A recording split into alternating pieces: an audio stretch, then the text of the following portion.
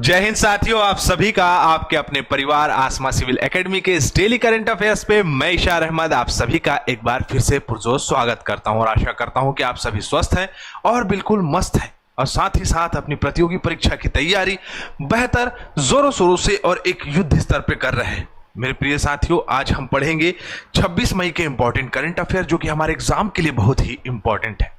तो वीडियो में शुरू से अंत तक बने रहें। अगर चैनल में नए हैं तो चैनल को सब्सक्राइब कर लें और पहले से अगर इस चैनल में हैं तो मेरे प्रिय साथियों इस वीडियो को शेयर करना ना भूलें। चलिए ज्यादा समय ना लेते हुए अपना सत्र प्रारंभ करते हैं। आज की पॉजिटिविटी देखें। लेखक कह रहा है केवल स्वयं को ढूंढना है, बाकी सब तो गूगल पर है। याद रखिएगा, जीवन में लड़ाई जो है वो खुद से है। आप जितना डिसिप्लिन रहेंगे उतने आप परिपक्व होते जाएंगे और जितने आप परिपक्व होते जाएंगे उतना आप परफॉर्म करेंगे। मतलब मेरे प्रिय साथियों, आप डिसिप्लिन वे पे पढ़ाई करते रहें और अपने आप को बेहतर बनाते रहें। ठीक है, आशा करता हूं मेरी बातें आप लोग को समझ में आ गई होगी। चलिए ज्यादा समय ना लेते हुए ये वाला सत्र स्टार्ट करते हैं। लास्ट टाइम मैंने प्रश्न पूछा था, हाल ही में किस कन्नड़ लेखिका को अंतरराष्ट्रीय बुकर पुरस्कार 2025 से सम्मानित किया गया है? तो क्या नाम है इनका? इनका नाम है बनू मुश्ताक। बनू मुश्ताक जो बुक लिखती हैं वो इस प्रकार से बुक लिखती हैं कि जो दक्षिण भारत में मुस्लिम महिलाएं हैं उनको कौन कौन से अधिकार मिलने चाहिए, किन किन प्रकार के अधिकार जो से है वो वंचित हो जाती है, तो उन सभी चीजों के बारे में उन्होंने लिखा है और उनके लिए ये प्रतिनिधित्व करती हैं। यामिनी चंदेल ने बिल्कुल सही आंसर दिया है और रोशनी देवांगन ने भी बिल्कुल सही आंसर दिया है। मेरे प्रिय साथियों, ऐसे ही अपना आंसर देते रहें। लास्ट में एक इंपॉर्टेंट क्वेश्चन पूछा जाता है जो कि आपके एग्जाम ओरिएंटेड होता है। एग्जाम में वो पूछने की संभावनाएं बनती है उन क्वेश्चंस की। ठीक है, तो लास्ट में प्रश्न का आंसर जरूर दिया करिए। चलिए अपना रुख करते हैं आज के नए सवाल से। हाल ही में भारतीय रिजर्व बैंक मतलब कि रिजर्व बैंक ऑफ इंडिया के केंद्रीय निदेशक मंडल ने वित्त वर्ष 2024-25 के लिए भारत सरकार को कितना रिकॉर्ड लाभांश देने की मंजूरी दी है?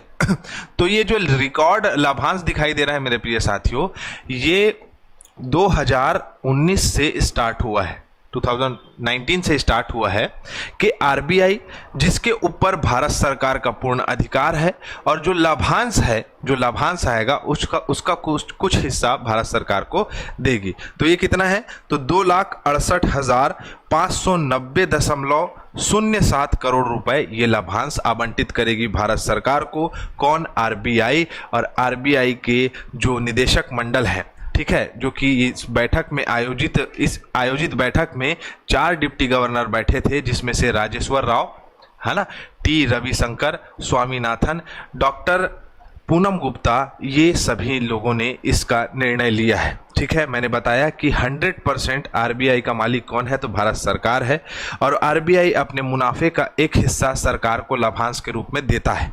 ठीक है, तो 2019 से ये लागू हुआ है, हमें ये याद रखना है। अब स्टैटिक पोर्शन में कौन सा सवाल हमारे लिए एग्जाम ओरिएंटेड इंपॉर्टेंट हो जाता है, like CGPSC, MPPSC, SSC, railway, banking के लिए?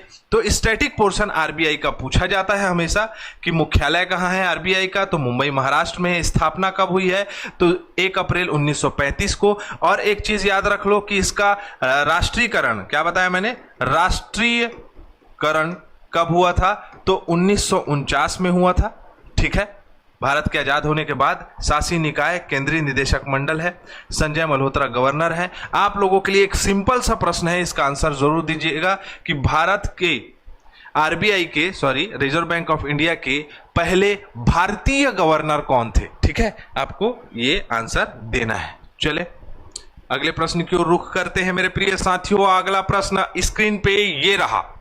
सुप्रीम कोर्ट बार एसोसिएशन मतलब कि बार एसोसिएशन जो सुप्रीम कोर्ट का है, उसके अध्यक्ष पद के लिए 2025-26 के कार्यकाल के हेतु किन्हें चौथी बार चुना गया है? ठीक है, जिनका नाम है प्रदीप राय, कपिल सिब्बल, आदिश अग्रवाल नहीं है, प्रदीप राय नहीं है, कपिल सिब्बल नहीं है, विकास सिंह जी को चुना गया है। डी ऑप्शन सही होगा। जो सुप्रीम कोर्ट के बार एसोसिएशन के अध्यक्ष बन गए हैं, इस पद के अध्यक्ष हैं। ठीक है, अधिवक्ता विकास सिंह बिहार से बिलोंग करते हैं। ठीक है। एक बहुत ही संपन्न कृषक वर्ग के परिवार से ये बिलोंग करते हैं, लेकिन इन्होंने अपना पेशा जो है भारत के इस लॉ के क्षेत्र में दिया है, ठीक है। अब इनकी उपलब्धि देखें तो 32 वर्ष से वकालत कर रहे हैं। 2004 में जो है ये सीनियर एडवोकेट बने। 2005 से 2008 तक भारत सरकार के लिए एडिशनल सॉलिसिटर जनरल के रूप में कार्य किया है इन्होंने, और कई टेलीविज़न इन्होंने जो है डिबेट भी किया है। और अगर हम बात करें जो लॉकडाउन के समय में ज़्यादा चल रहा था, वो है सुशांत सिंह राजपूत का केस, इन्होंने ही संभाला था। चलिए, ये इतना इम्पोर्टेंट नहीं है। अब आ जाते हैं सुप्रीम कोर्ट बार एसोसिएशन के पास। 1951 में इसकी स्थापना हुई है। 1951 में नई दिल्ली, भारत में मुख्यालय है। अधिवक्ता विकास सिंह है इसके अध्यक्ष। उपाध्यक्ष है राहुल कौशिक, ठीक है। सचिव है अधिवक्ता प्रज्ञा बघेल, ठीक है। तो सुप्रीम कोर्ट से संबंधित अगर प्रश्न पूछ दिया तो इसका आंसर देना है, ठीक है। चलिए, हाल ही में नई दिल्ली में आयोजित 2 दिवसीय rising north east investors summit 2025 का उद्घाटन किसने किया है?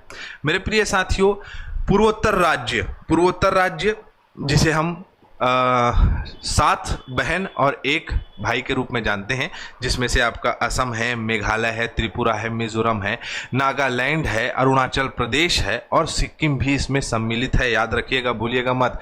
कई बार प्रश्न ऐसा पूछता है कि निम्नलिखित राज्यों में से कौन सा राज्य पूर्वोत्तर राज्य का हिस्सा नहीं है, और सिक्किम ऑप्शन रहता है उसमें। कई लोग सिक्किम को आंसर लगा देते हैं और पार हो जाते हैं, मतलब एग्जाम में गलत लगा देते हैं। तो कौन किया है इसका उद्घाटन? वापस आ जाते हैं क्वेश्चन की ओर। तो प्रधानमंत्री नरेंद्र मोदी जी जो हैं वो इसके क्या रहे हैं, इसकी अध्यक्षता की है। अब कारण क्या है? तो पूर्वोत्तर राज्य में यातायात की सुविधा, ट्रांसपोर्टेशन जिसे कहा जा सकता है, व्यापार, निवेश और पूर्वोत्तर राज्य के विकास के लिए जितने कार्य किए जा सकते हैं उस पे जो है इस समिट में बल दिया गया है, जो कि 23 और 24 मई को किया जाएगा। पूर्वोत्तर भारत में 8 राज्यों में व्यापार और निवेश की क्षमता को बढ़ाना, ठीक है। उसके बाद अगर हम बात करें तो घरेलू और विदेशी निवेश बढ़ाना, भौगोलिक स्थिति, प्राकृतिक संसाधन, कुशल जनशक्ति का जानकारियों में निवेश करना, ठीक है। सेवा क्षेत्र में बढ़ावा देना, ठीक है। उसके बाद इस सम्मेलन का आयोजन पूर्वोत्तर क्षेत्र के विकास मंत्रालय, मतलब ministry of development of north eastern region के द्वारा किया गया है, जिसे डोनर के रूप में जाना जाता है। असम, मेघालय, त्रिपुरा, मिजोरम, और मैंने इसका पूर्वोत्तर राज्य का नाम बता दिया है, ठीक है। ये पूर्वोत्तर राज्य के मुख्यमंत्रियों की लिस्ट है। हमारा ये जो PDF दिखाई दे रहा है आपको, ये हमारे टेलीग्राम चैनल में डाल दिया जाता है। तो आप अपने नोट्स ओरिएंटेड या नोट्स बनाने से रिलेटेड जो है इसको डाउनलोड कर सकते हैं, बिल्कुल फ्री ऑफ कॉस्ट है, कोई भी पैसा नहीं लगना है, ठीक है। चलिए, हाल ही में निम्नलिखित में से किस मंत्रालय ने पूरे देश में तंबाकू और नशा मुक्त स्कूल कॉलेज अभियान शुरू किया है? नशा नाश का कारण है मेरे प्रिय साथियों। नशा करना बिल्कुल ही जो है क्या है, गलत काम है। तो शिक्षा मंत्रालय के द्वारा ये स्टार्ट किया गया है। अब इसमें यह भी दायरा दिया गया है, अगर कोई स्कूल का प्रांगण है तो उसके 100 गज में एक पीली लाइन रहेगी। उस पीली लाइन के अंदर कोई भी तंबाकू प्रोडक्ट का क्या नहीं कर सकता, तो व्यापार नहीं कर सकता, उसे बेच नहीं सकता। अगर हम देखें, एनालिसिस देखें, तो 29 वर्ष से कम उम्र की जनसंख्या भारत में ज्यादा है। मतलब मैं आपको बता चुका हूं कि 2020 से भारत विश्व का सबसे युवा देश है। और चाहे फ्रांस हो, जापान हो, रशिया हो, कोई भी देश अगर अच्छा डेवलप हो पाया है, उसका रीजन है वहां की युवा पीढ़ी या युवा जनसंख्या, ठीक है। अब बात यह आती है कि हमारा भारत भी जो है बहुत ज्यादा विकास कर सकता है अपनी युवा पूंजी का उपयोग करके, ठीक है। तो ये शिक्षा मंत्रालय का एक बहुत ही अच्छा पहल है, जिसमें तंबाकू मुक्त करने के लिए लोगों को जागरूकता फैलाई जा रही है, बच्चों को, जिसमें से अगर देखें 29 वर्ष से कम उम्र की जनसंख्या भारत में सबसे ज़्यादा है, जिसमें से 13 से 15 साल के करीब 8.5% बच्चे तंबाकू का सेवन करते हैं, ठीक है। वैसे ही हर दिन लगभग 5500 बच्चे तंबाकू का आदत शुरू करते हैं और इसकी वजह से ये लत लगती है, और लत लगने से क्या होते हैं, वो एडिक्ट हो जाते हैं। क्लियर? तो हमें ये याद रखना है। कि इसके लिए अभियान शिक्षा मंत्रालय ने बहुत अच्छा चलाया है, तंबाकू और नशा मुक्त स्कूल कॉलेज। चलो अगला बढ़े। लेकिन हाँ, एक इम्पॉर्टेंट फैक्ट और है, ये प्रश्न पूछा जा सकता है इसमें कि यह अभियान 31 मई से लेकर विश्व तंबाकू निषेध दिवस से लेकर 26 जून ड्रग्स विरोधी दिवस तक चलाया जाएगा।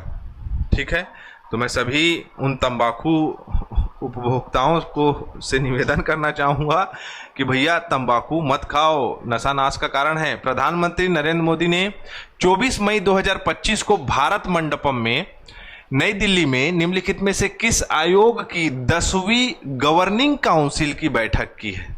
ठीक है, और इसकी अध्यक्षता भी की है। तो ये कौन सा आयोग है? तो नीति आयोग का अध्यक्ष हमेशा कौन होता है? तो देश का प्रधानमंत्री होता है। नीति आयोग की अध्यक्षता की है आदरणीय सम्माननीय प्रधानमंत्री श्री नरेंद्र मोदी जी ने। ठीक है, अब इसका मुख्य उद्देश्य क्या है? तो विकसित भारत 2047 तक इसका रोड मैप की चर्चा की गई है कि किस प्रकार से क्या क्या कार्य किए जाएंगे, जैसे कि राज्य विकास का इंजन है।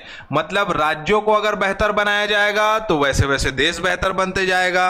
वैसे ही डेटा आधारित गवर्नेंस, मतलब हर एक चीज का एनालिसिस किया जाए, एनालाइज्ड वे पे जो है कार्य किया जाए, हवा में कार्य नहीं किया जाए। ठीक है, रोजगार और स्कूल विकास पे चर्चा करना।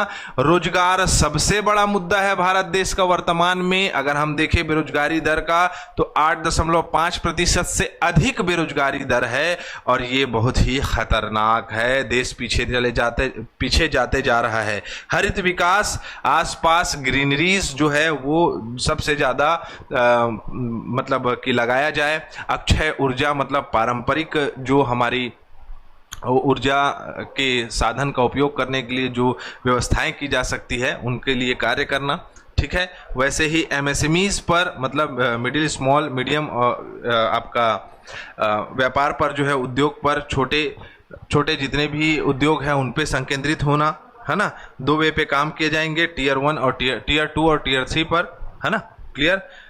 अगर हम नीति आयोग की बात करें तो 1 जनवरी 2015 को इसका गठन हुआ है। योजना आयोग की जगह पे नई दिल्ली में इसका मुख्यालय है। अध्यक्ष प्रधानमंत्री हैं। बताइए कि नीति आयोग के सीईओ कौन है? मैं हमेशा आप लोगों से पूछता हूं। ठीक है, इस बार नहीं रखा है मैंने, फटाक से रिवीजन कर लेते हैं। हाल ही में भारतीय नौसेना द्वारा अपने बेड़े में शामिल किए गए हस्त निर्मित जहाज का नाम क्या रखा है? INS कौंडिन्य। ठीक है, IIT गुवाहाटी ने जो है आपका एक शोध किया है जिसमें अगर हम कहें तो साइनाइट नाम का जो विषैला पदार्थ होता है उसकी पहचान करने के लिए ये शोध किया गया है। कर्नाटक के प्रशिक्षित कुमकी हाथियों को आंध्र प्रदेश शिफ्ट किया गया है, वहां पर हाथियों की तादाद बढ़ने के चलते। ठीक है, न्यायमूर्ति केम्पैया सोमशेखर बन गए हैं मणिपुर उच्च न्यायालय के मुख्यमंत्री बोलता हूं भाई, मुख्य न्यायाधीश बने हैं। ठीक है, चलो। भारत के चुनाव आयोग ने मतदान केंद्र में मतदाताओं की अधिकतम संख्या 1500 से घटाकर अब कितनी कर दी है? इसका आंसर आपको देना है। बहुत ही इंपॉर्टेंट प्रश्न है। सत्र ही कंप्लीट होता है। मैं इसी के साथ इजाजत चाहूंगा। जय हिंद, जय भारत।